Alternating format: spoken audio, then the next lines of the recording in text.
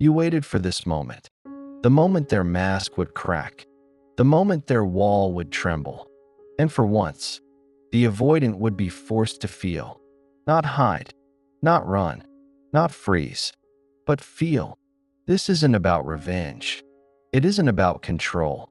It's about truth. Because behind their silence, behind their distance, behind their carefully crafted coldness, there are feelings they have buried so deep, even they can't find them, until something or someone forces them to. An avoidant does not simply wake up and say, "I'm ready to confront my feelings."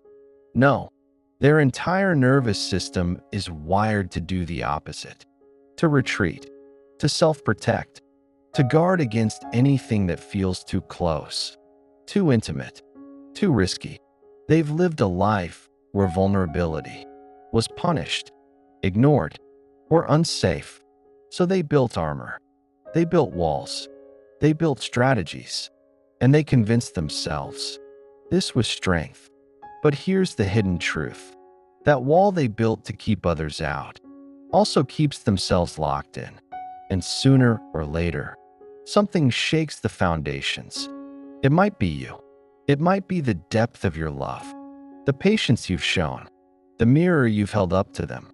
It might be a loss, the end of a relationship, the realization that they've pushed away the very thing they needed most. Or it might be their own exhaustion, tired of running, tired of pretending, tired of living frozen. The avoidant can ignore affection. They can dismiss closeness. They can even walk away. But they cannot escape one thing: the truth their body carries. And when that truth surfaces, when the feelings they buried start clawing their way out, they are confronted with themselves. Not just with you, not just with love, but with the reality that the wall they built isn't protecting them anymore. It's suffocating them. This is why avoidants often appear calm, but deep inside, they're living in quiet chaos. They act like they don't care, but their nervous system tells another story. Shallow breaths, tense muscles, restless thoughts, sleepless nights. Every time they distance themselves, they're not escaping you. They're escaping the feelings within themselves. But here's the paradox. The more they escape, the stronger those feelings become, until one day, they can no longer be ignored. That's the moment we're talking about. The moment when an avoidant finally faces their feelings, not because they want to, but because their own walls betray them. The silence they relied on becomes unbearable. The coldness they thought was control turns into loneliness, and the distance they created becomes a mirror, reflecting their deepest wound. And in that mirror, they see it clearly, the thing they've been running from their entire life: love, connection, the unbearable risk of being seen and still being chosen. That is where their real battle begins. The triggers that break the avoidance wall. The avoidance wall isn't made of stone. It looks unshakable. It feels impossible to climb. But even walls crack. Even armor bends. And avoidants, though they may seem in control, carry hidden pressure points that can push them to confront what they swore they'd never face. Let's break it down. What actually triggers an avoidant to feel? Not to fake, not to perform, not to hide, but to feel. There are three main categories of triggers: connection, loss, and mirror. Each one pierces the armor differently. Each one forces the avoidant closer to the truth. The first trigger: deep connection. Avoidants crave connection as much as they fear it. They may roll their eyes at closeness. They may mock vulnerability. They may act as if love is too much. But the truth? Their body longs for it.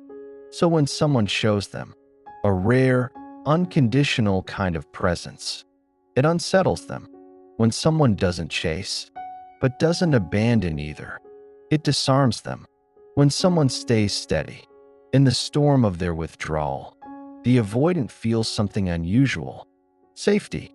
And safety is dangerous to an avoidant because safety removes the excuse to run. It pulls them closer to their feelings. The second trigger, loss. Nothing shakes an avoidant like realizing the person they distanced from is no longer there. They thought you'd always wait. They thought you'd always understand. They thought you'd always remain available. But when you stop waiting, when you step back with dignity, when your energy is no longer feeding them, a silence falls. And this silence is not the one they controlled. It is the silence of absence. And in that absence, their own heart echoes louder. They begin to feel what they spent years burying, longing, not just for you, but for connection itself. Loss cracks their denial. It forces them to confront the feelings they swore didn't exist. The third trigger, the mirror. This one is the hardest to escape because even when they avoid you, even when they push away love, they cannot escape themselves. Their own body becomes a mirror. Sleepless nights, restless anxiety, loneliness disguised as freedom. Every defense they built turns back on them. Their coldness no longer feels like power. It feels like emptiness. Their distance no longer feels like control. It feels like exile. And the mirror reflects one truth: this isn't working anymore. They are no longer running from you. They are running from themselves. And that race cannot be won. But here's the paradox. The same things that trigger the avoidance pain also open the door to healing. Connection shows them what safety feels like. Loss shows them the cost of running. The mirror shows them their own truth. And together, these triggers force the avoidant to confront the feelings they once swore they didn't have. Picture it: the avoidant sitting alone at night, scrolling through old photos. They see your face, your laugh, the times you were present, when they pushed you away, and something stirs: regret, longing, a realization that their coldness has cost them more than it has protected them. That's the moment their walls shake. That's the moment the avoidant faces their feelings, not because you forced them, but because reality did. But let's go deeper. These triggers don't just expose feelings. They expose patterns. Every avoidant carries a childhood imprint. Moments when closeness was punished, when reaching out was met with silence, when needing love brought rejection. So every trigger in adulthood isn't just about you. It's about them. It's about the child within them who still believes love is dangerous. And when triggers hit, that child wakes up. Suddenly, the avoidant feels what they felt back then: fear, shame, longing. But this time, it's not buried. This time, it breaks through. And here's the hard truth: not every avoidant will stay. When their feelings surface, some will run faster, some will numb harder, some will rebuild walls even higher. But others, the ones ready to grow, will stop. They'll pause in the middle of their pattern. They'll look in the mirror, and they'll admit what they never said aloud: I do care. I do feel. I am afraid. And that admission, as terrifying as it is for them, is the first step toward change. This is why your role matters. Not to chase, not to fix, not to prove, but to embody your truth, to stay grounded in your worth, to let the triggers do their work. Because when an avoidant finally faces their feelings, it is not because you pushed them. It is because you refused to abandon yourself. That refusal creates space. And in that space, the avoidant is left alone with the one person they can't avoid anymore: themselves. And in the stillness of that moment, their wall begins to break. Their feelings begin to rise. And the avoidant is forced to confront the truth they buried. the truth they can no longer deny, that they do feel, that they do need, that they do long for love, even if admitting it is the hardest thing they'll ever do. Inside the avoidant, when feelings surface, when the wall breaks, it doesn't shatter quietly, it crashes, and the avoidant, who has built an entire life on the illusion of control, suddenly feels out of control. At first, it feels like panic. Their heart races, their chest tightens, their thoughts spiral. Feelings they buried for years rush to the surface all at once. And to an avoidant, this doesn't feel like love. It feels like danger. The nervous system takes over. Remember, avoidants are not cold by choice. They are wired for survival.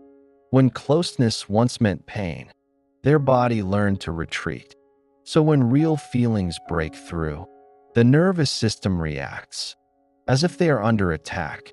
Fight, flight, freeze. It's automatic. It's primal. It's overwhelming. This is why avoidants often look calm, but inside, they are in chaos. Their body is flooded. Their chest feels heavy. Their stomach knots. They feel unsafe, even if no danger exists. Because to them, intimacy feels like danger. Love feels like risk. Vulnerability feels like exposure. And yet, this is also the moment when change is possible, because for the first time, they are not escaping. They are feeling. The very thing they avoided has arrived, and it's not leaving. Inside, two voices battle. One says, "Run, hide, push it down." The other whispers, "Stay, breathe, let this be." This inner war tears the avoidant apart. It is not that they don't feel. It is that they feel too much. So much that their system tries to shut it all down. But when the feelings push harder, when the triggers won't let go, the avoidant begins to see something they've never faced before. The cost of avoidance, the cost of running, the cost of silence, the cost of walls. They see the loneliness, the emptiness, the longing, and they realize their coping has become their cage. For some, this realization is unbearable. So they double down. They retreat further. They numb harder. They'll bury themselves in work, distract themselves with screens, find shallow connections that ask for nothing, anything to silence the storm. But for others, something shifts. The storm itself becomes a wake-up call. The pain becomes proof that they are alive, that they are human, that they are capable of feeling, even if it terrifies them. Imagine it like this. The avoidant sits in their room, finally alone with themselves. For years, silence was their refuge. But tonight, silence is unbearable. It echoes. It presses on their chest. It confronts them with truth. And that truth whispers, "You do care. You always did. You just didn't know how to show it." This is why the avoidant often looks conflicted. They may text you, then delete the message. They may think of calling, but freeze with fear. They may want closeness desperately, but sabotage it the moment it arrives. Because inside them, two realities collide. The reality of their need for connection, and the reality of their terror of it. This collision is what makes them so confusing. One moment warm, the next moment cold. One day open, the next day distant. It's not a game. It's not manipulation. It's survival. And when feelings finally surface, this pattern is magnified. Their nervous system screams, "Don't go there." But their heart whispers, "You already are." So what happens next? The avoidant is forced to sit with contradictions. They realize they miss you, but missing you feels unbearable. They realize they care, but caring feels unsafe. They realize they long for love, but love feels dangerous. It is this contradiction, not a lack of love, that defines the avoidant struggle. Now, here's the secret. When feelings surface, the avoidant begins to notice how much their own patterns are hurting them. They see relationships breaking. They see friendships fading. They see a trail of distance they didn't truly want. And for the first time, denial cracks. They can no longer pretend. It's just how I am. They see the cost. They feel the weight. And they realize the truth. Avoidance is not freedom. It is prison. This is the pivotal moment. Some avoidants collapse under it. They run harder. They go back to the familiar cold. But others, those who are ready, take a breath. They let the feelings stay. And though it feels like drowning, it is actually the beginning of healing. Because only when they allow the feelings can they begin to learn that love is not the danger their body believed it was. Inside them, the battle continues. But now, there is a spark of awareness, a spark of truth, a spark of possibility. And that spark changes everything. Because once an avoidant knows that they do feel, that they can care, that they are human, they can never fully go back. The wall will rebuild. The silence may return. The distance may reappear. But something has shifted. The mask no longer fits. The illusion no longer holds. And deep down, they know it. And this is where their real journey begins. Because once an avoidant faces their feelings, no matter how briefly, they are confronted with a choice: to run back to the safety of coldness, or to walk, trembling, toward the unknown of intimacy. And that choice will define everything. The choices they make after facing their feelings. When the storm passes, the avoidant is left standing in the wreckage. Their feelings have surfaced. Their walls have cracked. Their silence has been broken. And now, they must choose. Avoidants don't choose lightly. Every decision feels like life or death. Every step closer feels like risk. Every step back feels like safety. But neither path is simple. Because once they've faced their feelings, they cannot return unchanged. There are three main roads the avoidant may take. One leads back to old patterns. One leads deeper into denial. And one, the rare but powerful one, leads to growth. The first road, retreat. This is the most common. The avoidant feels the storm, feels the emotions rising, feels the cracks in their walls, and panics. So they run. They bury themselves in work. They drown in distractions. They disappear into silence. It looks like control, but inside, it's desperation. They are not avoiding you. They are avoiding themselves. And though they may rebuild their walls, those cracks remain. No matter how hard they retreat, they can never fully unfeel what was felt. The second road, denial. Some avoidants will rewrite the story to protect themselves. They'll say, "It wasn't real. It didn't matter. It was just in my head." They convince themselves that their feelings were an illusion. That way, they don't have to confront what those feelings mean. But denial is heavy. It drains them. It keeps them restless. Because deep down, their body knows the truth. And the truth always finds a way out. The third road, growth. This is the rare one. But when it happens, it's transformative. The avoidant admits, "Yes, I felt it. I do care. I do long for connection." This admission doesn't come easily. It terrifies them. It shakes their identity. It threatens the armor they've worn for years. But it also opens a door.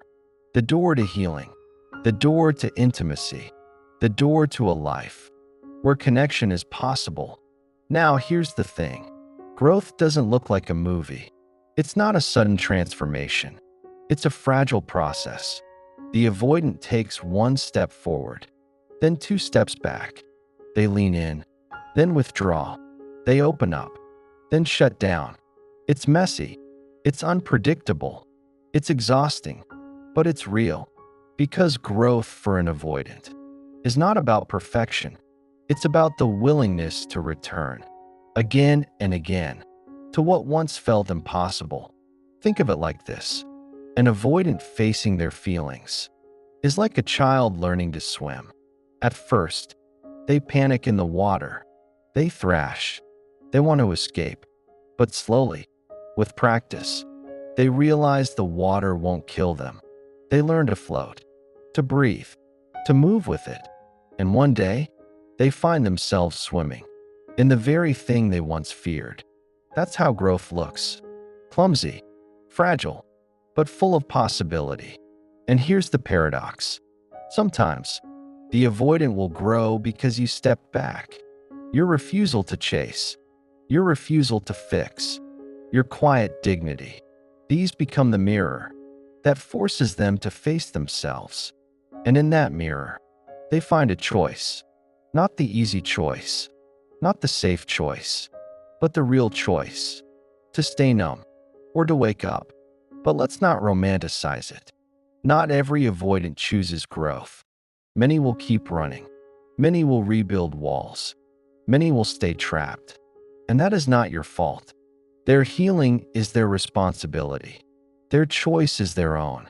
But when they do choose growth, it is one of the most powerful transformations you will ever witness. Because avoidants are not heartless. They are not incapable of love. They are wounded souls who learn to survive by shutting down. And when they choose to rise above that, they do so with a depth of love that is profound. This is why some of the deepest lovers are former avoidants. Because once they learn to face their feelings, once they learn that love is not danger, they give everything. They know what it costs to deny themselves. They know what it feels like to live without connection. So when they finally allow it, they cherish it. They value it. They protect it, not with walls, but with presence. But before they get there, they must pass through the choice point. And that choice point is brutal.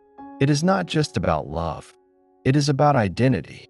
Because the avoidant has built a self-image on being independent, on not needing anyone, on being fine alone. To admit they feel, to admit they need, to admit they long for love, is to tear down that identity. It is to say, I was wrong. I am human. I do need. And that is terrifying, but it is also liberating. For the first time, the avoidant sees clearly. They have a choice, not a reflex, not an instinct, a choice to run or to stay, to numb or to feel, to build walls or to build bridges. And whatever they choose, their life will follow. And here's the key. Their choice doesn't just affect them. It affects you. It affects the relationship. It affects the story you share. Because if they choose retreat, you will feel the distance. If they choose denial, you will feel the dismissal. If they choose growth, you will feel the difference. And your role is not to make the choice for them. Your role is to stay rooted in your own truth, to let them face their crossroads, to let them decide, and to remember their growth is theirs. Your worth is yours. When the avoidant finally faces their feelings, the world tilts. They see themselves differently. They see you differently. They see love differently. And in that moment, their choice is everything. Because love does not heal by force. It heals by choice. And when they choose, truly choose, the cold begins to melt. Not all at once, not forever, but enough. Enough to let the light in. Life after the wall breaks. When an avoidant finally faces their feelings, life doesn't look the same. Something shifts. Something cracks open. Something begins to breathe.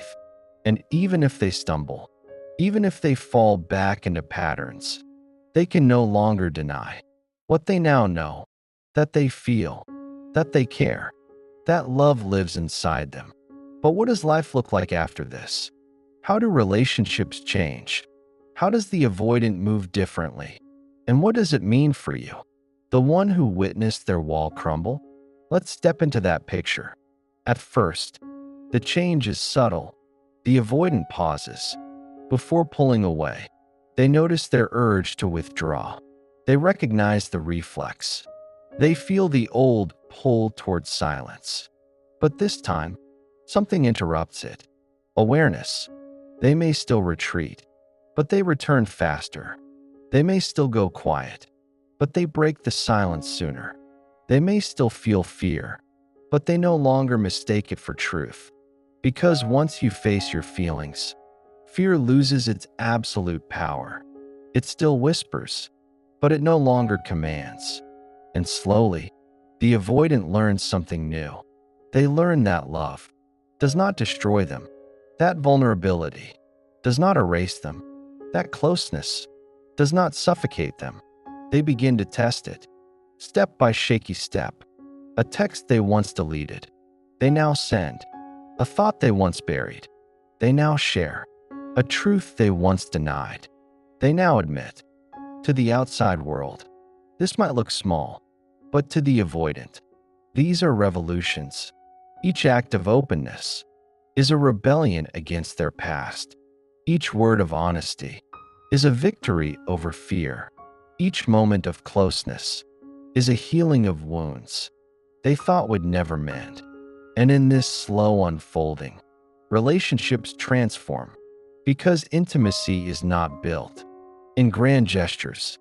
It is built in small choices, repeated over time. The choice to stay when leaving feels easier. The choice to speak when silence feels safer. The choice to lean in when distance feels familiar. This is the quiet courage of the avoidant in healing. But let's be real. Healing isn't linear. There will be setbacks. There will be relapses. There will be days when fear wins again. But here's the difference now. They know. They know what it feels like to feel. They know what it costs to run. They know that love is real. And so are they. And that knowledge cannot be erased. For you, the one connected to the avoidant, this journey asks for clarity. Clarity about what you can hold. Clarity about what you can't. Clarity about where your responsibility ends and theirs begins. Because love can open doors, but only they can walk through. And your worth was never meant to be proven by their choice. So what does the future look like? It depends on the choice they make. If they choose retreat, you may have to let go.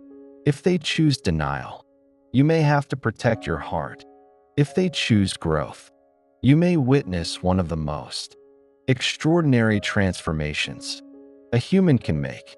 Because when an avoidant, who once froze in fear, chooses love instead, the depth of their connection is profound. They do not love half-heartedly. They do not take intimacy lightly. They do not treat trust casually. They know what it cost to reach this place, and they treasure it. This is the beauty on the other side of the wall. Not perfection, not a fairy tale, but a real, grounded intimacy, built on scars, on courage, on choice. And maybe this is what you need to hear today, that the avoidance coldness was never about you. It was about their fear, their past, their nervous system. And when they finally faced their feelings, it is not a victory you forced. It is a truth they could no longer deny. And your role is not to drag them to healing. It is to honor your own. So if you've ever felt unseen, unloved, or unchosen by an avoidant, let this remind you, you are not too much. You are not unworthy. You are not the problem. Their walls were never proof of your lack. They were proof of their fear. And when those walls fall, love is revealed, not because you demanded it, but because it was always there, waiting to be felt. So breathe, step back into your worth, and remember, whether they grow or not, whether they stay or not, whether they choose or not, you still deserve love. You still deserve closeness. You still deserve the kind of connection that doesn't make you question your value. So breathe. Step back into your worth. And remember, whether they grow or not, whether they stay or not, whether they choose or not, you still deserve love. You still deserve closeness. You still deserve the kind of connection that doesn't make you question your value. And if this spoke to you, if it gave you clarity, or strength, or comfort in your own journey, then let's keep walking together. Subscribe if you haven't yet. Join this community where we keep unpacking the hidden layers of love, attachment, and healing, because you don't have to navigate this alone. We're in this together, and every video we share is another crack in the wall of silence, fear, and shame. Together, we build bridges. Together, we break patterns. Together, we remind each other love is possible, healing is possible, and you, just as you are worthy of both.